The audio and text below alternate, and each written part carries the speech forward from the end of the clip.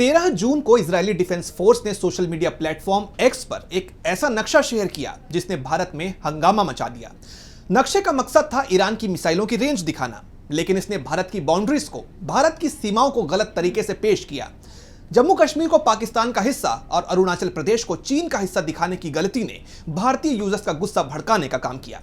Social media पर बवाल मचा और आखिरकार आईडीएफ को माफी मांगनी पड़ी। तो क्या है पूरा मामला, आइए जानते हैं। दरअसल आईडीएफ ने 13 जून को एक्स पर एक ग्राफिकल वर्ल्ड मैप पोस्ट किया। इस नक्शे में ईरान की मिसाइलों की रेंज को हाईलाइट किया गया था, यानी यह दिखाया गया था कि ईरान की मिसाइलें दुनिया के किन किन हिस्सों तक पहुंच सकती हैं। पोस्ट के साथ कैप्शन था, ईरान एक वैश्विक खतरा है, इजरायल उसका अंतिम लक्ष्य नहीं है, यह तो केवल शुरुआत है। हमारे पास कोई दूसरा विकल्प नहीं था सिवाय कार्रवाई करने के। यानी मकसद साफ था, ईरान को एक बड़े खतरे के तौर पर पेश करना और इजरायल की सैन्य कार्रवाइयों को जायज ठहराना। लेकिन इस नक्शे में भारत की सीमाओं को लेकर जो गलती हुई, उसने सारा ध्यान अपनी ओर खींच लिया। नक्शे में जम्मू कश्मीर को पाकिस्तान का हिस्सा दिखाया गया, अरुणाचल प्रदेश को चीन का हिस्सा बताया गया और तो और भारत के उत्तर पूर्वी राज्यों को नेपाल से जोड़ दिया गया। ये गलतियां इतनी बड़ी थी कि भारतीय यूजर्स तुरंत भड़क गए। भारत की संप्रभुता और क्षेत्रीय अखंडता पर सवाल उठाने वाली इस गलती से सोशल मीडिया पर लोगों का गुस्सा फूट पड़ा। जैसे ही यह नक्शा एक्स पर पोस्ट हुआ, भारतीय यूजर्स ने इसे नोटिस कर लिया। लोग नाराज थे और उनकी नाराजगी जायज भी थी। आखिर जम्मू कश्मीर और अरुणाचल प्रदेश भारत के अभिन्न हिस्से हैं और इन्हें गलत दिखाना किसी भी भारतीय को गुस्सा दिला सकता है। एक्स पर यूजर्स ने आईडीएफ के पोस्ट के नीचे कमेंट्स की बौछार कर दी। एक यूजर ने लिखा, कृपया भारत की सीमाओं को सही करें, ऐसी गलतियां दोबारा ना करें। दूसरे ने तलखी में कहा कि इजरायल ने कश्मीर को पाकिस्तान और अरुणाचल को चीन का हिस्सा दिखाया है, इसे तुरंत हटाया जाए। कई यूजर्स ने तो सही नक्शे की तस्वीरें भी शेयर की।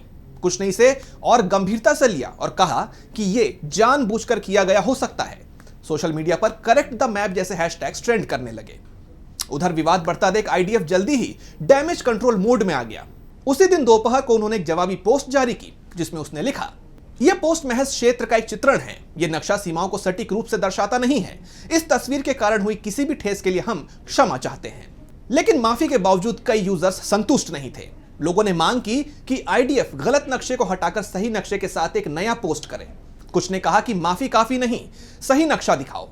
कुछ यूजर्स ने तो इसे इजरायल की विदेश नीति से जोड़कर सवाल उठाए कि क्या यह गलती जानबूझकर की गई थी। यह पूरा मामला सिर्फ एक नक्शे की गलती से ज्यादा है। भारत जैसे देश के लिए, जिसकी सीमाएं पहले से ही एक संवेदनशील मुद्दा है, ऐसी गलतियां इन मुद्दों को भड़काने का काम कर सकती हैं। जम्मू कश्मीर और अरुणाचल प्रदेश को लेकर भारत का रुख साफ है, ये उसके अभिन्न हिस्से हैं। ऐसे में किसी भी देश या संगठन द्वारा इन्हें गलत दिखाना तुरंत विवाद को जन्म दे देता है। इजरायल और भारत के बीच रिश्ते पिछले कुछ समय से मजबूत हुए हैं। रक्षा, तकनीक और कूटनीति में दोनों देश एक दूसरे के करीबी सहयोगी हैं।